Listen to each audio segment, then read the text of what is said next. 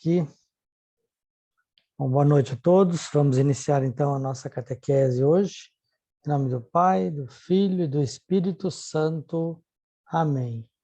Vinde, Espírito Santo, enchei os corações dos vossos fiéis e acendei neles o fogo do vosso amor. Enviai o vosso Espírito, e tudo será criado, e renovareis a face da terra. Oremos. Ó Deus, que instruístes os corações dos vossos fiéis com a luz do Espírito Santo, fazei que apreciemos retamente todas as coisas, segundo o mesmo Espírito, e gozemos sempre da sua consolação, por Cristo Senhor nosso. Amém. Em nome do Pai, do Filho e do Espírito Santo. Amém. Bom, se a catequese já serviu para vocês aprender a oração do Espírito Santo, tá bom, né? Que a gente reza todo dia, né? Toda semana, né? Toda vez que tem catequese. Bom, pessoal, hoje, dando continuidade, então, aos sacramentos, nós vamos hoje para o último, né? Já estudamos os 3 da iniciação, batismo, eucaristia e crisma. Já estudamos os 2 de cura, a confissão e a unção dos enfermos, e estudamos um do serviço, né? Os 2 do serviço. Estudamos semana passada o sacramento da ordem e hoje, então, vamos para o sacramento do matrimônio, né? É o último dos sacramentos que nós vamos ver e aí a gente encerra essa matéria dos sacramentos. É importante, né, salientar, sempre a gente deve ter em mente, isso é fundamental na questão dos sacramentos. Todo sacramento é sinal da presença de Deus na nossa vida. Então, todas as vezes que a gente recebe um sacramento, todas as vezes que a gente busca um sacramento, nós estamos buscando a graça de Deus para a nossa vida, que nos impulsiona, que nos motiva, que nos deve levar a ser sinal da graça de Deus no mundo. Por isso que nós dizemos que Cristo é o principal sacramento, porque ele é sinal da graça de Deus. Quem quer ver o Pai é só ver Jesus. Jesus é o sinal, ele nos mostra quem é Deus. Se você quer ver Jesus, olha para a igreja, que a igreja é o sacramento vivo de Cristo. Ela é presença real de Jesus Cristo aqui na terra.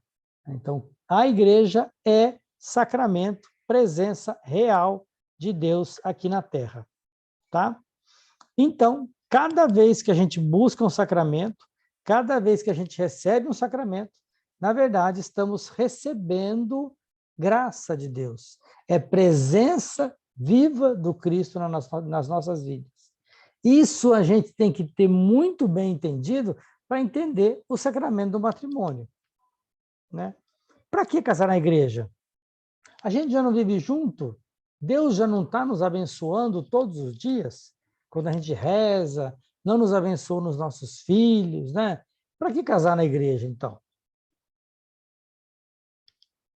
A pergunta que às vezes as pessoas se fazem por que é obrigado a casar na igreja?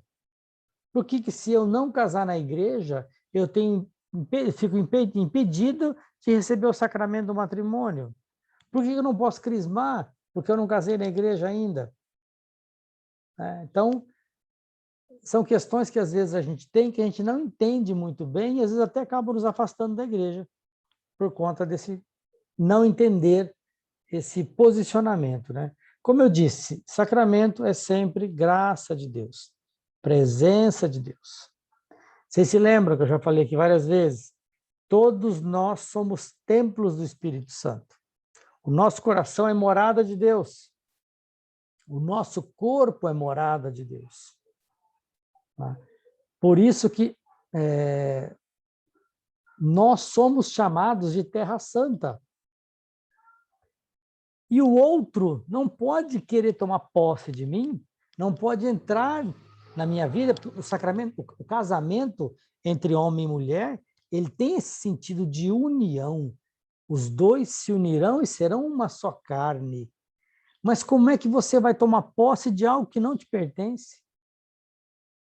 Você não tem, quando você vai tomar posse de algum bem, você compra esse bem, no nosso mundo aqui, digamos assim, né? Você compra um carro, né? Dá o dinheiro para o dono do carro e passa a ser teu aquele bem. O corpo da tua mulher, o corpo do teu marido, a partir do dia do casamento, passa a te pertencer, vocês se dão um ao outro. Mas para que isso aconteça, digamos assim, vamos simbolizar a coisa. Você tem que pedir permissão para o dono. E quem que é o dono? É Deus. Né? Deus habita no meu coração. Eu nasci porque Deus me criou. Eu nasci porque Deus me amou a tal ponto que Ele quis dividir o seu amor comigo. E me colocou aqui nessa existência terrena, não para que eu sofresse. Não é esse o sentido da vida. O sentido da vida é que a gente possa experimentar a graça e o amor de Deus. O próprio Catecismo da Igreja Católica diz que Deus nos fez para a gente ser feliz. Se a gente não consegue ser feliz, normalmente é porque nós estamos longe de Deus. Porque a presença de Deus nos traz sempre felicidade, mesmo na adversidade, mesmo na pobreza, mesmo na falta de saúde, mesmo nas maiores dificuldades. Quem tem presença real de Deus no seu coração sabe viver a vida de forma alegre, mesmo sofrendo. Então, nós somos de Deus, nós pertencemos a Deus. Santo Agostinho diz, ó beleza infinita, tarde te amei. Eu te buscava fora e tu estavas em mim. Deus habita em cada um de nós. E para que a gente encontre Deus, a gente tem que olhar para dentro de nós mesmos, e é lá que Ele habita. E quando a gente toma consciência disso, se eu sou o templo do Espírito Santo e a graça de Deus habita em mim, o outro também é. Então eu não posso tomar posse do outro sem pedir permissão para Deus. E esse casar na igreja, quando eu faço isso, é como se eu estivesse pedindo permissão para Deus. Porque eu peço para Ele a bênção. É como você chegar na casa dos pais da sua namorada, né? Antigamente tinha muito isso, hoje já não é tanto, né? Infelizmente. De você pedir a mão, pedir permissão para namorar a filha daquele casal. Assim também é com Deus. Quando a gente casa na igreja, a gente está convidando Deus para fazer parte da nossa vida. A gente está pedindo licença, Senhor, permita que eu tome posse desse corpo e que eu me entregue totalmente para essa pessoa, para que ela também tome posse do meu corpo. Né? Nós estamos pedindo permissão para Deus, para entrar em Terra Santa. Por isso que a gente precisa casar na igreja. Por isso precisa do sacramento do matrimônio. Quando a gente se une com uma outra pessoa sem essa bênção, sem essa graça de Deus, a gente está invadindo o território. Nós estamos vivendo com Deus, mas não estamos permitindo que Deus entre plenamente na nossa vida, porque a gente está recusando a bênção dele. Ele quer abençoar, ele quer derramar bênção sobre nós todos os dias, mas quando a gente não casa na igreja e se une com uma pessoa, a gente está deixando de lado essa bênção, como se isso não fosse importante para nós. Como se fosse, talvez, mais para frente a gente vê isso. Mas eu não tenho dinheiro para dar festa, eu não tenho dinheiro para casar. A igreja não te cobra para casar. Se você participar da vida da igreja, se você for alguém que vai à missa, que participa da igreja, não tinha cobrado nada. Porque sacramento é graça, é dom. Né? Agora, se quiser enfeitar a igreja, essas coisas aí é outra história, né? Cada um sabe o que faz com o seu dinheiro. Né? Não condeno ninguém que faça isso. Se tiver dinheiro, quer fazer uma coisa bonita, faça, não tem problema. Tá? Mas não coloque nisso a culpa de você não estar recebendo a graça de Deus. Porque isso não tinha cobrado. Tá? Então, o sacramento do matrimônio é o sacramento do amor por excelência. Tá? Todo ser humano foi criado por amor.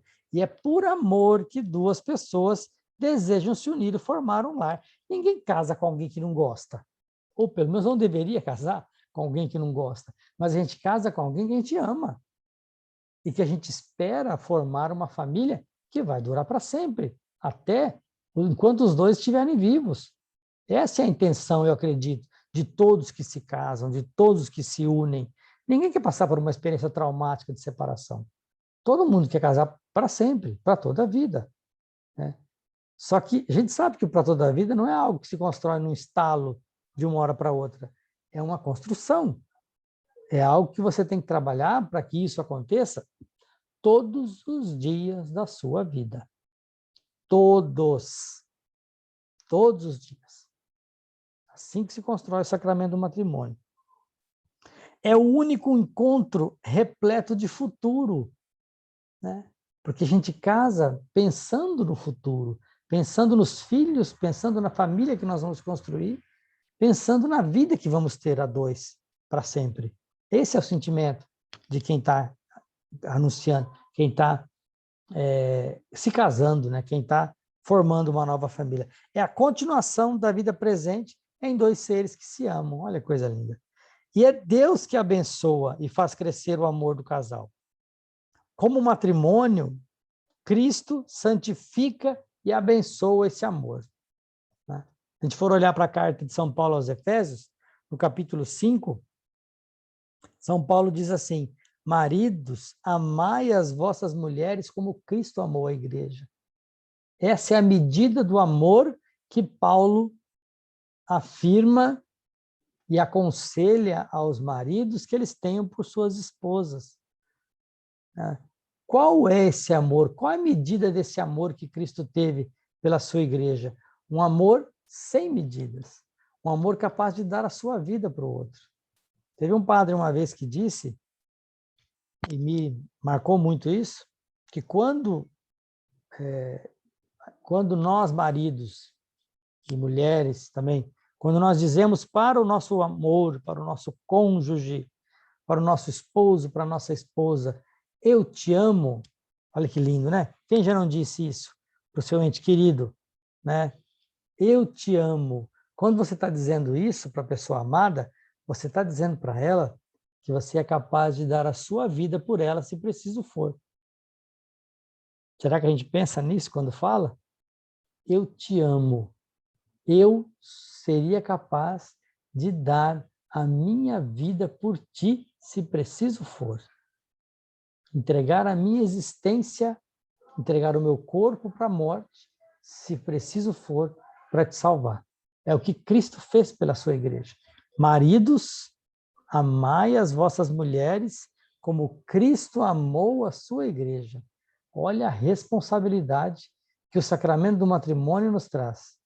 Amar como Jesus amou a sua igreja. Trata-se de um sacramento, sobretudo porque são sinais visíveis do amor de entrega que Cristo tem por sua igreja. Então, o marido e a mulher, quando assumem o sacramento do matrimônio, quando buscam isso, eles são convidados por Deus para serem sinais dessa graça, sinais do amor de Deus, sinal para as pessoas de que a vida só tem valor com amor e de que é possível, sim, viver pelo amor, viver para o amor.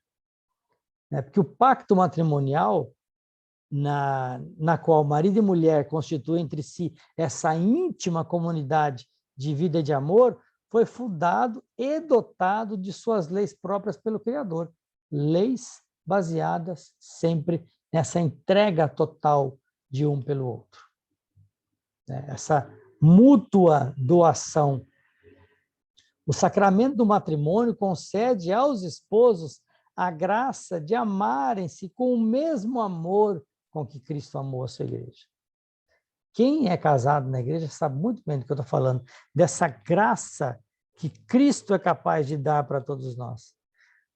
Se a gente olhar para trás, a gente vai ver muitas situações que nós passamos como casal e que a gente tem certeza que não foi a nossa mão que fez isso acontecer, mas foi a graça de Deus. Se a gente está junto hoje, é porque a graça de Deus nos iluminou e nos fortaleceu para que a gente tomasse a melhor decisão e estivéssemos juntos hoje. Porque sempre as pessoas passam por dificuldades. Tem dias que você acorda que não está muito bem. Tem momentos na sua vida que você não está de bem com a vida, que você está com problema, seja no trabalho, seja na tua família, apreensão, medo, angústia, e tudo isso vai afetando os teus relacionamentos, principalmente com aqueles que estão mais perto, marido, mulher, filhos, né? E se a gente se deixar levar por isso, acaba muitas vezes destruindo uma relação bonita de amor, porque a gente se contamina com as coisas do mundo. É a graça de Deus que permite que a gente possa filtrar tudo isso, que a gente possa tirar tudo isso de lado e continuar vivendo a nossa vida como marido e mulher que se doam e que se entregam um pelo outro, né? A graça do sacramento do matrimônio leva à perfeição do amor humano dos esposos, consolida a sua unidade indissolúvel e o santifica no caminho de Deus, no caminho para a vida eterna. O que Deus uniu, o homem não separe. Isso é dito no dia do casamento, né? O que Deus uniu, o homem não separe. Só que para que isso aconteça, né, essa união tem algumas condições que precisam ser cumpridas por nós, que nos tornamos agentes desse sacramento. Vocês, não sei se vocês sabem, o sacramento do matrimônio é o único sacramento em que o padre ou o diácono que preside não preside o sacramento. O batismo é o padre que batiza, é o padre que é o ministro do sacramento, não é ele que batiza, é o Espírito Santo, né? É o diácono que batiza, mas no casamento não.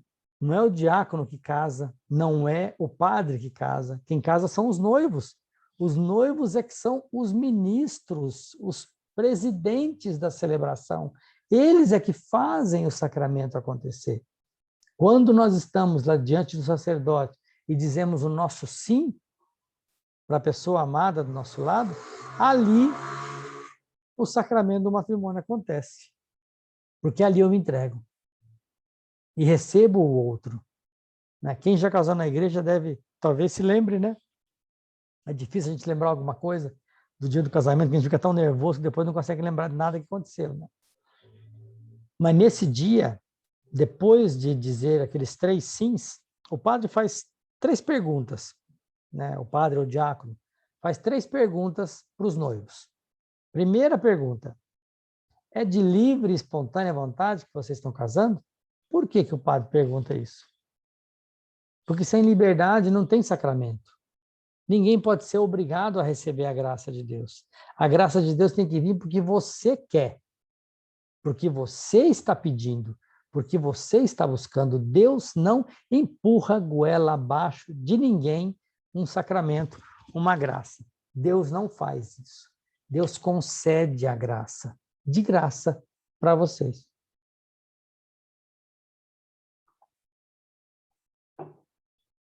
Aliás, para todos nós. Deus concede a graça de graça. Então, primeiro elemento, primeira condição para a gente receber um sacramento: liberdade. Você só busca o padre para se confessar se você quiser. Não porque você é obrigado, mas porque você quer receber a graça de Deus. Você batiza o teu filho ou vai ser batizado porque você quer. Tanto que o padre pergunta para os padrinhos na hora de batizar: vocês querem que o fulano seja batizado? Sim, então aí ele batiza. Então a primeira pergunta que ele faz para os noivos é: de livre e espontânea vontade que vocês estão casando? Sim. É porque se responder não, não tem casamento, né? Então todo mundo responde sim nessa hora, mesmo não sendo de livre e espontânea vontade. Mas vamos dizer que todo mundo casa de livre e espontânea vontade, né? A segunda pergunta que o padre faz é sobre a fidelidade, a indissolubilidade. Vocês estão assumindo um compromisso para toda a vida. Não é algo momentâneo, né? Vocês não vão experimentar ver se dá certo. Não, vocês estão assumindo um compromisso para toda a vida. Que a união matrimonial, o sacramento do matrimônio, é para toda a vida do casal. Né? Vocês estão assumindo um compromisso de amor e fidelidade. É por toda a vida que o prometeis? Quer dizer, vocês prometem amor e fidelidade um ao outro por toda a vida? Sim. Né? E a terceira pergunta é a pergunta da fecundidade. Estais dispostos a receber os filhos que Deus vos enviar, educando-os na lei de Cristo e da igreja? Sim. Aí depois se casa, não quer ter filho, ou então quer ter um filho só. Mas no dia do casamento promete receber os filhos. Os é plural, gente, não é singular. Quando a gente casa e tem um filho só, a gente esquece que a gente está jogando nas costas desse filho uma carga muito pesada. Pensa bem hoje você, quem tem os pais idosos, doentes, quem é que cuida? Normalmente são os filhos, e que às vezes se revezam. O pai e a mãe passam lá, às vezes, quem tem só o pai ou só a mãe, que um dos dois já faleceu, normalmente os filhos revezam. Passa 6 meses na casa de um filho, depois mais um tempo na casa do outro, ou os filhos que moram perto vão ali se revezando para cuidar daquele pai e daquela mãe. Agora, aquele casal que tem um filho só não vai ter filhos para revezar. Vai jogar a carga nas costas de um filho só. E aí vocês correm um sério risco de acabar num asilo abandonado. Infelizmente. Quem tem um filho só não pensa nesse tipo de coisa. Tá? Então, no dia do casamento, vocês disseram sim aos filhos. E uma outra coisa importante nesse juramento que a gente faz, a gente promete educar os filhos na lei da igreja, na lei de Deus.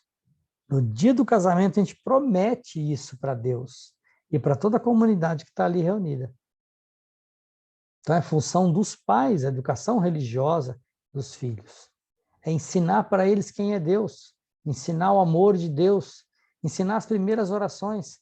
Não a catequista. A catequista só vai complementar com a doutrina o que os pais já ensinaram em casa. Então, o primeiro dever dos pais é educar os seus filhos, na fé também. Então, são esses 3 sims que a gente coloca no dia do casamento. Depois dos 3 sims, a gente faz a mútua entrega de um para o outro. Nós pegamos na mão direita um do outro, olhando de frente um para o outro, dizemos assim, no meu caso, né? Eu, Adriano, te recebo, Valquíria, por minha esposa, e te prometo ser fiel na alegria e na tristeza, na saúde e na doença, por todos os dias da nossa vida. Por que que eu te recebo? Porque o outro se dá para você nesse dia. No dia do teu casamento, você se entrega para o outro na sua totalidade e o outro se entrega para ti na sua totalidade. Os dois se dão mutuamente, não se pertencem mais. A gente passa a ser do outro. Olha que lindo. Aí que nós formamos uma só carne. Porque a carne da minha esposa é minha e a minha carne é dela. Nós nos pertencemos um ao outro. A gente brinca, né, na pastoral familiar, gosta até como forma da gente sempre pensar nisso, como um compromisso diário. Né? Eu não sou mais o Adriano, mas eu sou o Adriano da Valquíria. E a Valquíria, a partir do dia do casamento, dia 1º de outubro de 83, não é mais a Valquíria, mas é a Valquíria do Adriano. A gente se pertence um ao outro. Enquanto estivermos vivos, essa aliança permanece. E, quiçá, até na vida eterna estaremos juntos. Tá? Um se entrega ao outro. Por isso que não é bom a gente ficar com essa história de encontrei minha cara metade, encontrei a tampa da panela. Não fala em metade. Porque às vezes passa uma ideia de que a gente casa pela metade. Não, a gente tem que se casar por inteiro. A gente tem que se entregar ao outro por inteiro. Se a gente não abrir espaço dentro do nosso coração para que o outro caiba, não tem lugar para ele na nossa vida. Se a gente não tirar um pouco do eu dentro do nosso coração, não há espaço para construir o nós. É como se o marido fosse morar com a mulher numa casa nova, onde ela já morasse, e o guarda-roupa dela estivesse todo ocupado. Aí ele chega para morar com ela, não tem espaço no guarda-roupa. Como é que faz? Ela tem que tirar um pouco das coisas dela lá de dentro para que caibam as coisas dele. Assim também é o nosso coração. Se a gente casa, mas continua com o mesmo pensamento, né, egoísta e de pensar só nas suas coisas, individualista, de solteiro, não tem como você construir o nós dentro de você. Né? Não é mais os meus sonhos, os meus planos, as minhas vontades, o meu querer. Não, são os nossos planos, os nossos sonhos, as nossas vontades, os nossos querer. É claro que eu vou continuar com a minha individualidade sempre, que eu vou continuar existindo como pessoa, mas para que a nossa vida seja construída de forma harmônica, de forma bonita, que sustente isso durante muitos anos, durante a nossa vida toda, a gente precisa construir esse nós, senão fica como aquela corda que cada um puxa para um lado e a gente não vai para lugar nenhum juntos. Fica patinando, patinando e não constrói nada a vida inteira, porque cada um fica puxando a corda para o seu lado, enquanto que se os dois fossem para a mesma direção, caminhariam muito melhor. Tá? Então, são os esposos que constroem o vínculo matrimonial, porque eles, nós, né, somos ministros da graça de Cristo. Olha que coisa mais linda! Nós somos ministros da graça de Cristo no nosso casamento. E a gente se confere mutuamente o sacramento do matrimônio, quando a gente expressa diante da igreja o nosso consentimento. Eu digo para todo mundo que está ali na Assembleia como a minha mulher é importante, porque eu estou recebendo ela na minha vida. Papa Francisco, na Amoris Laetitia, disse que quando a gente vive com uma pessoa muito tempo com ela, mas não quer assumir isso publicamente, através do casar-se, né, do buscar o sacramento do matrimônio, que na verdade é um assumir publicamente, além de pedir a graça de Deus, é um assumir a união publicamente. Quando eu não faço isso, eu estou dizendo para a sociedade que aquela pessoa não é digna de confiança, porque eu, que vivo com ela há tanto tempo, não quero assumir com ela um pacto para toda a vida. Olha que coisa. E será que não é isso que a gente está fazendo? Quando a gente fica adiando o casamento, adiando o casamento? Ah, não, não é a hora agora. Ah, não, não é a hora agora. Que mensagem que eu estou passando para os meus filhos com isso? É algo para a gente refletir, né? Então, como eu disse, o matrimônio baseia-se no consentimento dos contraentes, né? Daqueles que estão contraindo o matrimônio, que estão recebendo o sacramento do matrimônio. Ele se baseia ali, naquele consentimento. Quando um se entrega para o outro, ali está sacramentado, né, o matrimônio dos dois. Se baseia, então, na vontade de doar-se mutuamente e definitivamente para viver uma aliança de amor e fecunda, né, com filhos. O consentimento consiste num ato humano pelos quais os cônjuges se doam e se recebem mutuamente. Né? Eu te recebo por minha mulher, eu te recebo por meu esposo. Esse consentimento que liga os dois entre si e faz com que os dois se tornem uma só carne. É esse consentimento. Ali se realiza o plano de Deus para o matrimônio, o plano de Deus para o homem e a mulher, que deixam seus pais, se unem e se tornam uma só carne. E como eu disse, os cônjuges devem estar abertos à fecundidade. Com os filhos, o casal se torna uma igreja doméstica, desempenha um ministério, um serviço na educação cristã dos filhos e estimula a comunhão familiar. Por isso que o sacramento do matrimônio está colocado junto com o sacramento da ordem no serviço, porque o matrimônio é um chamado de Deus para servir a comunidade. A gente serve a comunidade na figura dos nossos filhos, quando a gente cria bons cidadãos, bons cristãos para a futura sociedade, para o mundo que se continua, né, na figura dos nossos filhos, mesmo quando a gente morre, quando a gente vai, né, e criando também um espaço de comunhão, para mostrar para as pessoas os bons exemplos, ser farol, ser reflexo da luz de Deus para as pessoas. Lembra quando Cristo fala: vós sois a luz do mundo, vós sois o sal da terra. Para que isso? Para que as pessoas olhem para vocês e vejam a glória de Deus acontecendo.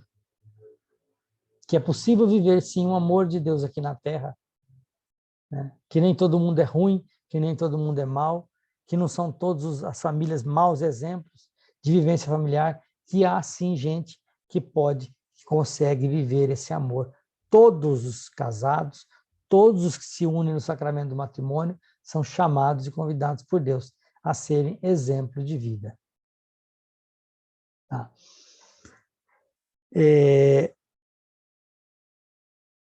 Há várias distorções na análise que se faz do matrimônio, porque há várias distorções na experiência do amor. Tem gente que confunde amor com gostar. A gente gosta de algo que nos dá prazer. Amar é diferente. Amar não é um sentimento. Não é, eu simpatizo com aquela pessoa, eu acho ela bonita, é bacana, é bonitona, tem um corpo bonito, eu vou me casar com ela. Não é só isso. Isso pode ser um chamativo. Mas você não casa só com o corpo da pessoa, você casa com a pessoa inteira. Não é porque ele é bonitão que você vai casar com ele. Ele tem que ser bonito inteiro, por dentro. Né? É muito mais profundo do que isso. Porque amar é uma decisão que você toma todos os dias na tua vida. Mesmo quando você não está bem. Mesmo quando o outro não está bem. Você toma a decisão de amar ele. Amar é muito diferente de gostar. Porque gostar, você tem opção. Eu não gosto daquela pessoa, então eu não vou ficar perto dela. Mas quando você ama aquela pessoa, mesmo que você não goste dela, você reza por ela, você quer o bem dela. E isso é que nós somos chamados por Cristo todos os dias, a amar uns aos outros. Nós, em nenhum lugar na Bíblia, vocês vão achar escrito, gostai-vos um dos outros, simpatizai-vos uns aos outros. Não existe isso. Você não é obrigado a gostar de ninguém, mas você é convidado por Cristo a ser como ele, amar sem medidas e amar todo mundo, começando pela pessoa que está do seu lado. Né? Lembra aquela história? Amar a Deus sobre todas as coisas e ao próximo como a ti mesmo. Amar você, você descobrir que Deus habita em você, e aí você se ama porque Deus está em você. A partir desse amor, você ama também o outro, que também é templo do Espírito Santo. E aí vocês dois juntos elevam esse amor a Deus. Olha que coisa linda se a gente conseguisse fazer isso, né? Não é todo dia que a gente consegue, mas a gente pode tentar todo dia. Deus sabe das nossas limitações, Ele sabe do barro que nós somos feitos. Por isso que Ele nos dá o sacramento da confissão, por isso que Ele nos dá o pedir desculpas. O Papa Francisco, ele é muito sábio, né? E ele, esse tempo atrás, escreveu um livrinho dizendo que tem 3 palavrinhas mágicas que a gente nunca pode esquecer na vida, de dizer para o outro. Desculpa, por favor e dá licença. Né? Será que a gente, às vezes, não está esquecendo disso dentro de casa? A gente, às vezes, fala uma grosseria com o outro e faz de conta que não aconteceu nada. Deixa para lá. Não é bem assim, gente. Nós precisamos pedir perdão um ao outro. Precisamos nos perdoar para que a gente possa perdoar os outros. Nós precisamos cultivar esse perdão um com o outro. O sacramento do matrimônio ele é interessante, porque são 2 pessoas completamente distintas, homem e mulher, e que de repente passam a viver no mesmo espaço, no mesmo local, juntos, às vezes, ainda mais agora, às vezes, de repente, em tempo de pandemia, muita gente trabalhando dentro de casa, 24 horas juntos. 2 pessoas que pensam diferentes, que psicologicamente são diferentes, que fisicamente são diferentes, que enxergam a vida de maneira diferente, mas precisam conciliar isso de modo a serem uma pessoa só. É uma tarefa fácil, né? Não é fácil, mas tem ferramentas que Deus nos dá para que a gente possa construir pontes que liguem esses 2 mundos. O diálogo é uma delas. E o diálogo é fundamental para estabelecer qualquer tipo de relacionamento, especialmente entre marido e mulher. Quando acontece alguma coisa de ruim na sua vida, quando acontece alguma coisa de ruim no teu relacionamento, você faz alguma coisa que o outro não gosta, ou o outro faz alguma coisa que você não gosta, no primeiro momento a gente tem sempre aquela coisa de que eu não fiz nada, eu estou certo, quem fez foi o outro, ele que tem que vir aqui me pedir desculpas. Mas se você parar para pensar, ouvir o outro lado e se colocar no lugar do outro, você vai ver que 95% das vezes você está errado. Que não importa quem esteja certo, quem esteja errado numa discussão. Quem perde é você. Eu vi esse tempo atrás uma figurinha, duas figuras assim, né? Dois casais. Um dormindo de conchinha, abraçadinho, e o outro, o marido deitado no sofá sozinho. Aí na primeira legenda estava assim, esse aqui perdeu a discussão. Aí na outra, o que está no sofá, esse ganhou a discussão. Eu não acho que ele ganhou nada, porque ele perdeu, ele está sozinho.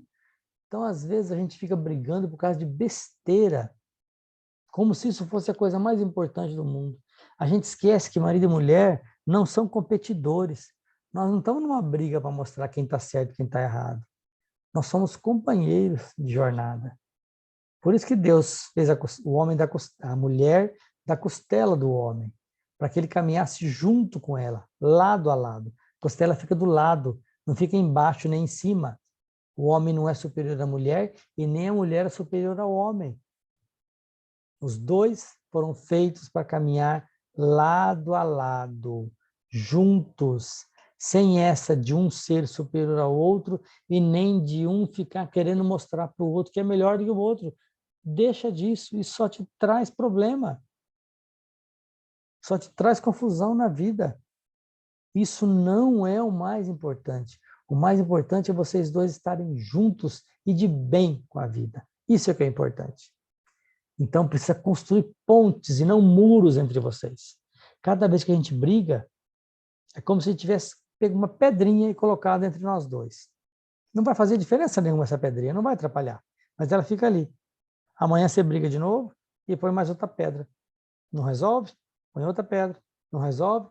Põe outra pedra. Daqui a pouco tem um muro separando vocês dois. E aí você olha para o homem que está do seu lado, você não enxerga mais aquele garoto bonitão por quem você se apaixonou, mas só um cara ranzinza, chato, que fica pegando no teu pé e que te enche o saco o dia inteiro. Aí você olha para aquela mulher que está do seu lado, você não é mais capaz de enxergar aquela moça linda por quem você se encantou, por quem você se apaixonou e pensou, essa vai ser a mulher, a mãe dos meus filhos.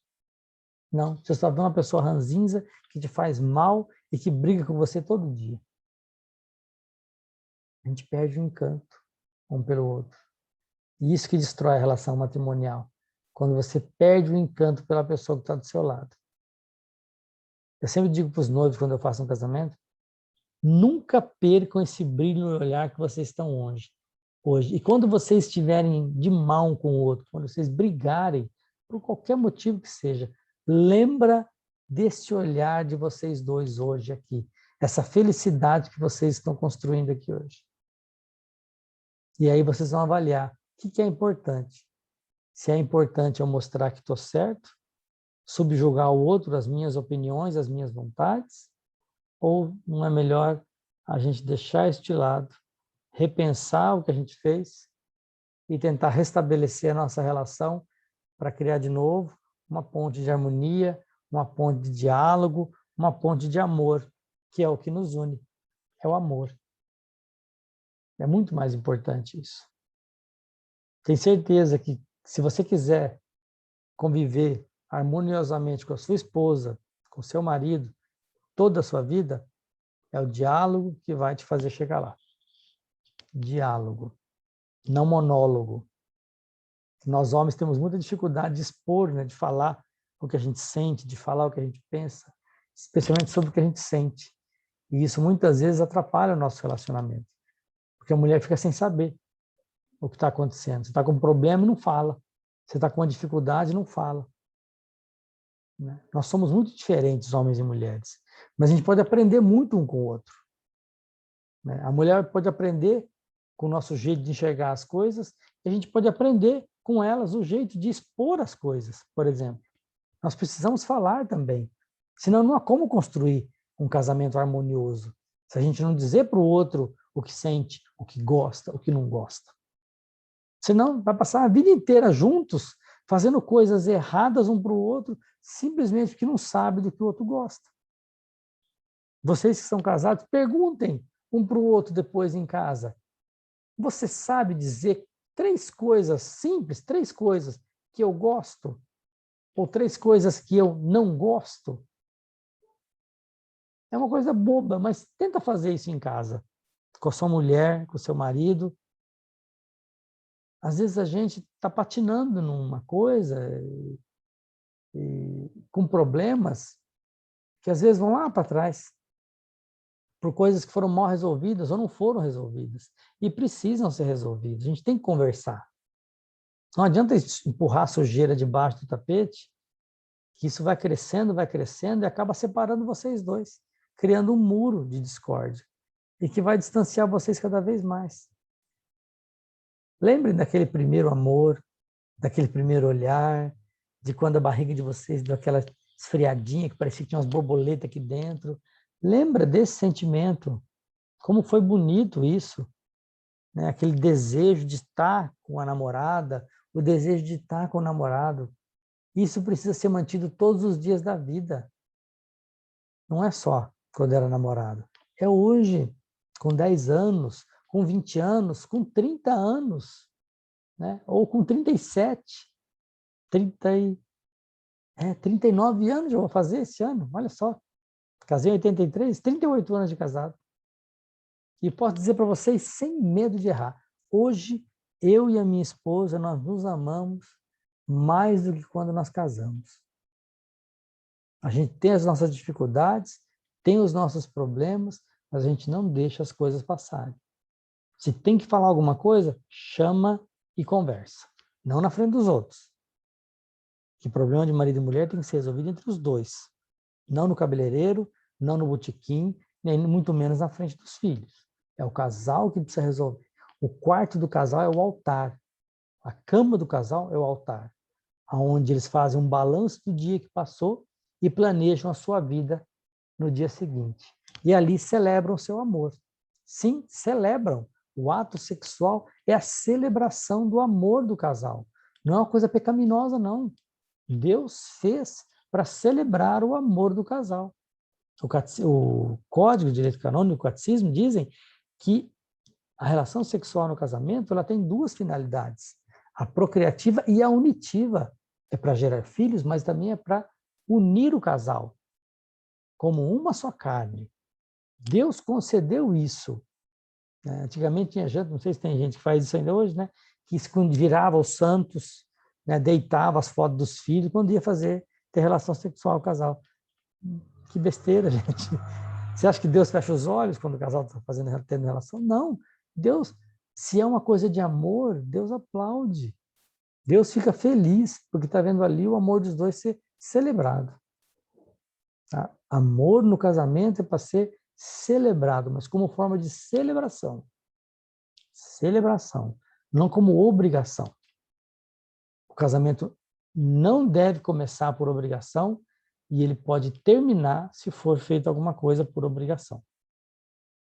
Porque ninguém pode fazer nada contra a vontade.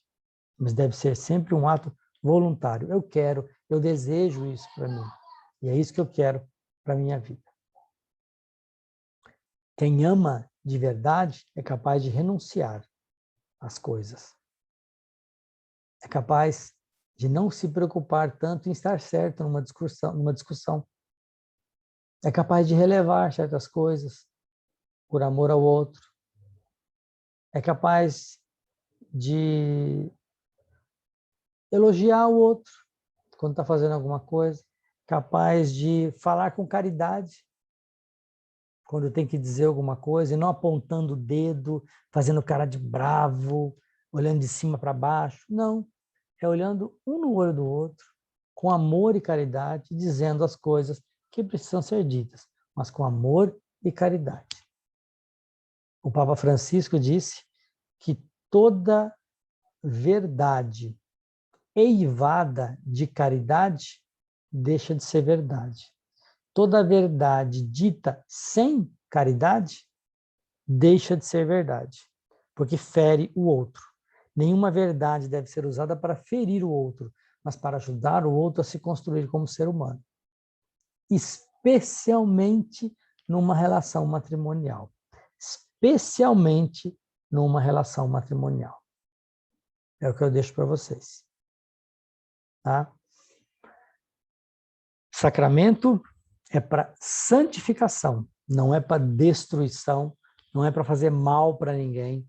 Deus não é sádico, não quer ver ninguém sofrendo, ninguém triste. Ele criou a imagem e semelhança, homem e mulher.